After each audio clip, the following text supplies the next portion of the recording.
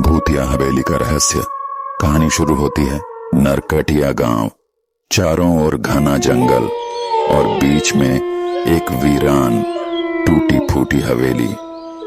गांव के लोग कहते हैं जिसने भी उस हवेली में कदम रखा वो वापस नहीं आया।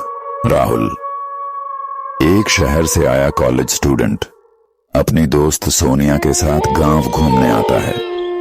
गांव में वे सुनते हैं हवेली की कहानियां। किसी ललिता नाम की लड़की को वहां दीवारों में जिंदा दफना दिया गया था क्योंकि उस पर जादू टोने का इल्जाम था। पंडित रामलाल समझाते हैं उसकी आत्मा को शांति नहीं है, वो आज भी हवेली में भटक रही है। लेकिन राहुल नहीं मानता और जिद करता है भूत वूत कुछ नहीं होता, मैं आज उस हवेली में जाकर सच का पता लगाऊंगा। अगली रात राहुल और सोनिया हवेली के भीतर दाखिल होते हैं। अंदर सन्नाटा, धूल भरी हवा और हर कदम पर अजीब सी सरसराहट।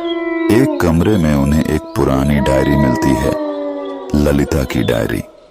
उसमें लिखा होता है कि कैसे उसके साथ अन्याय हुआ, कैसे उसकी आत्मा बदला लेने की कसम खा चुकी है। जैसे ही राहुल डायरी पढ़ता है हवेली की दीवारें कांपने लगती हैं। अचानक सोनिया की आंखें पलट जाती हैं। राहुल डर जाता है लेकिन वो सोनिया को छोड़कर भागता नहीं। राहुल सोनिया को होश में लाने की कोशिश करता है।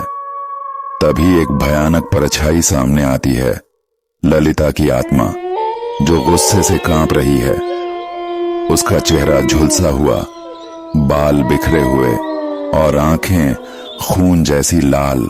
राहुल पूछता है तुम्हें शांति क्यों नहीं मिल रही? ललिता चीखती है मैं मर चुकी हूं लेकिन मेरा बदला बाकी है। डायरी के पिछले पन्नों में राहुल को एक मंत्र मिलता है, मोक्ष मंत्र, जो आत्मा को मुक्ति दे सकता है। लेकिन उसके लिए आत्मा को उसका सच स्वीकारना होगा। राहुल आत्मा से बात करता है, ललिता को उसका सच दिखाता है। वो निर्दोष थी, उसे झूठा फंसाया गया था। धीरे धीरे आत्मा की आंखों से आंसू बहते हैं। हवेली का माहौल बदलता है। लेकिन तभी हवेली में छिपा एक और सच्चाई सामने आती है। वास्तव में ललिता की आत्मा अकेली नहीं थी, उसकी आत्मा को किसी ने कैद कर रखा था। अब राहुल को दो आत्माओं से लड़ना था, एक बदले की आग में और एक राक्षसी ताकत में। राहुल मंत्रों से हवेली की ताकत को तोड़ता है। सोनिया जो अब होश में आ चुकी है पंडित रामलाल को बुला लाती है। तीनों मिलकर हवन करते हैं। मोक्ष मंत्र का जाप शुरू होता है। हवेली की दीवारें फटने लगती हैं, आत्माएं चीखने लगती हैं और अचानक एक तेज रोशनी हवेली को चारों ओर से घेर लेती है। ठाकुर हरनाम सिंह की आत्मा जलकर राख हो जाती है। ललिता की आत्मा मुस्कुराते हुए आसमान की ओर चली जाती है।